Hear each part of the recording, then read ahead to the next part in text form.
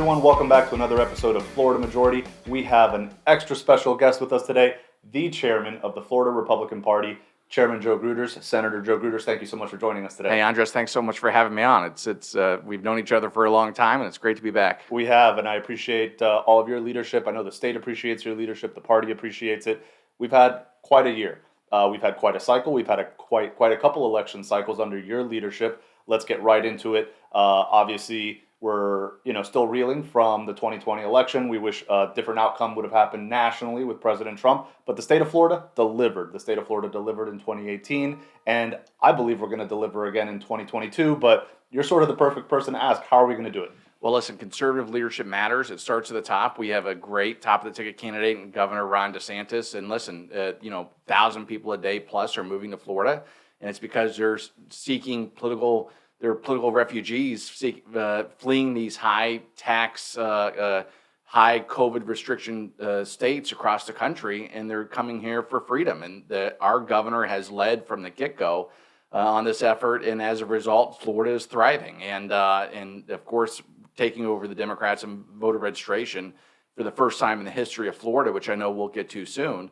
But basically, we're at where we are today because of 20 years of conservative leadership here in Florida. And so a lot of people deserve a lot of credit for getting us to where we are, and results matter. And in a state where you have 21.5 million people and you consistently can balance the budget, prioritize education, really do extremely well for the constituency all throughout Florida, because Florida is basically like 5 states if you were to divide it up. We've done such a good job in terms of leading the state that I think that voters have rewarded us time and time again. And in 2022, it's going to be complete domination. We are stronger than ever, but everything comes out of is the result of the leadership that we have at the top with Governor DeSantis, Speaker Chris Sprowls, Senate President Wilton Simpson, and the entire legislative bodies and what they're able to do on a daily basis. And certainly Attorney General Ashley Moody, CFO Petronis, rounding out the top of that ticket, really leading Florida, making sure that we have the best economy, the best education system. We're ranked number 1 in education overall. Education clearly a very important issue in Virginia, as it turned out. That motivated a lot of people to vote for Governor Youngkin. In Governor DeSantis's last election, former candidate Andrew Gillum stepped in it, wanted to eliminate school choice. That seems to be an issue that's motivating a lot of people. Are you seeing that in your local community? Well, what's amazing, I always say school choice has been Florida's secret weapon for years. And what we passed last year as the chairman of the Education Committee in the Senate, we have probably one of Richard Corcoran is a phenomenal education secretary. And I have a colleague in the Senate called Manny Diaz, and although I'm the chairman of the Education Committee, I always call Manny Diaz the de facto chairman, because anytime I have a question, I go right to him. He's one of the smartest guys in the world. We passed a bill last year that really expanded school choice opportunities to include 80% of all students in the system, K through 12 throughout Florida. And I think once you give parents that opportunity to be empowered to make the decisions that's best for their child, I think we've turned a lot of voters on our side, because certainly, the old quote, the zip code shouldn't determine the student's outcome, and you shouldn't be forced to go to these failing schools. What Florida's done is we've broken the cycle of generational poverty by giving students the opportunity to have their best the educational choice that's available to them, and I think that is paying off major dividends. But there's no question school choice will continue to be a dominating factor. I think we have a couple of bills this year, and who knows? I think we may see a new resolution pop up in the next couple of weeks, hopefully, that Manny Diaz is going to run, that will be a real game changer. Like I said, we've already come a long way in school choice, but I think you're likely to see some game-changing type bills, because if there's ever a chance to continue to expand what we're trying to do with educational savings accounts, universal school choice, the time is now. Parents are seeing what's happening throughout the country. They're paying attention to what these school boards are doing, whether it be the lockdowns, whether it be some of the mass restrictions, critical race theory. Parents are tired, especially mothers are fed up with a lot of things that are going on in these school systems, and they're rising up, and that's really one of the things that's going to propel us to these huge victories in the upcoming cycle. Senator Diaz, as you mentioned, a strong advocate for education freedom. Yourself as well, obviously. Both of you came into the Senate from the Florida House. You mentioned it a moment ago. 25 years that we're celebrating in the Florida House side of Republican leadership started back then when we flipped the Florida House for the first time after 122 years of Democrat control. Are we going to keep the majority in the Florida House next year? No question. And obviously, the big question this entire session is redistricting and what happens with the districts. I know there's some couple of maps that have gone out. We haven't voted on them yet. But no matter how those maps end up, I'm confident in our ability to recruit the best possible candidates and just completely dominate based on issues.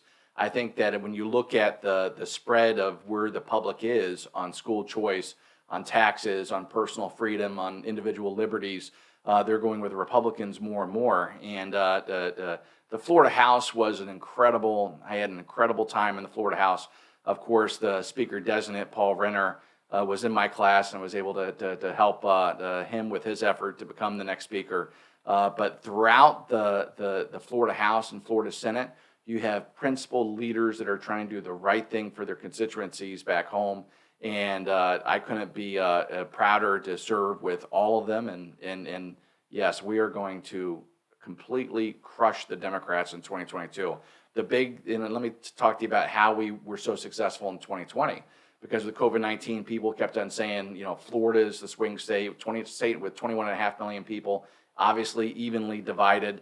How did we do it? How did we buck the trend of the entire country and deliver 3 times the margin of victory for President Trump when all these other states couldn't follow suit? Well, what we did is we had over 200 staffers on the ground that started walking almost immediately at the beginning of May, and we literally ran circles around the Democrats. And when it comes to and people always ask me, what does the party do, right? Why doesn't the party do this or do that? The party does not set policies. We do not select candidates, right? We let in terms of policies, the elected officials do that. Candidates, the voters do that. What the party does, and what we have done extremely well, is register voters and turn out our voters. And as COVID hit last year, where the Democrats went into hiding here in Florida, our 200 staffers, including the House majority, including the Senate campaigns, including President Trump's campaign, collectively together, working all in unison, we started hammering the grounds, and we crushed the Democrats on the ground. We crushed the Democrats in voter registration. We crushed the Democrats in turnout. And as a result, we crushed them in 2020 across the board, winning 2 new congressional seats, 5 new House seats, a state Senate seat. People thought that could never have happened, and we increased the margin of victory for the president threefold here in Florida. And like I said, when I saw the results here in Florida, I said, we won everything again, because usually Florida is kind of the trend center. We report first.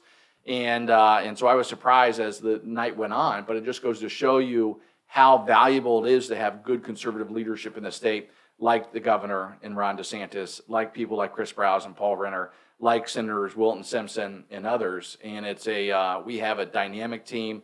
We're leading from the front. We're not the passive leaders. Just like what you're seeing at the national level, elections have consequences. I tell people all the time that here in Florida, we've hit one conservative home run. We've hit one conservative home run after another in the last couple of sessions. I mean, think of all the things that we accomplished as a state and how far ahead we are from the rest of the country because of people who want to make a difference, who are willing to do the right thing, even with facing criticism from papers and everybody else. But it's all about conservative leadership and doing what's right. Absolutely, increasing public safety, improving public education. We have the best university system in the country now. The economy certainly continues to boom, and like you said, we've got thousands of people that move to the state every year, and they're every week actually, and they're moving here and voting with their feet and registering Republicans. Hundreds of thousands of Democrats in terms of advantage. Just a few years ago, we have wiped that away through a joint effort between the party, the governor's office, or the governor's campaign, Senate leadership, House leadership. You've always been ahead of the curve with getting ahead on campaigns like with now Senator Rick Scott, Governor Rick Scott back then, jumping on and supporting President Trump. What's your crystal ball prediction for 2022 that we should all be excited about? And folks, I want to remind everyone, please make sure that you're going to certainly FloridaHouseGOP.com to figure out how you can get involved with us and all of our House candidates that are trying to get reelected or elected in 2022. But also make sure that you go to FloridaGOP.com to see how you can help Chairman Gruters and all of the other chairmen in the respective counties across the state in their efforts. But so what's the big bold prediction for 2022? Well, listen, we crushed the Democrats, like I explained, in the 2020 cycle, and we're going to do the same thing in 2022. We haven't stopped. That's a great thing. To be able to cut that voter registration and be able to surpass the Democrats, what a historic day for the state of Florida, because they've always had the voter registration advantage. And even 10 years ago, it was like 1 million. 4 years ago, it was about 450,000. When I took over, it was over 350,000. Today, we have a 10,000 voter registration advantage, and I think we're not going to our foot's going to continue to be on the pedal, and we're not going to let up. And we're already in the hiring stages of putting in field directors all across the state. We're going to be well prepared, well organized, and that we're going to do what we do best. We're going to go out there, register more voters. We're going to make sure our voters are ready to turn out. And it doesn't matter if you're looking for in the congressional races at the top of the ticket with Petronas and Moody and the governor and lieutenant governor, state house, state senate, and even for the first time, we've created a committee. We're building the bench and trying to help school board candidates be successful and other local office, nonpartisan and partisan candidates be successful, because it's about a team effort. We don't want to leave any race go unchallenged, and so we're going to do everything we can to come together as a team. We're going to have over probably 170 staffers just on our side, just from the party standpoint, that we're deploying across the state, and it's going to be complete domination. I feel bad for the Democrats because they're going to be crying after the November race in 2022, because we're going to absolutely cream them top to bottom. Several national Democrat organizations have already said that they're going to pull their money out of Florida. They just don't see a path forward. But there was an article that featured your counterpart, Chairman Diaz of the Democrat Party, saying that they've already hired 150 staff. They're hitting the ground running. Are they actually out there? Do we need to be worried? How much do we need to work? Or do we have this in the bag?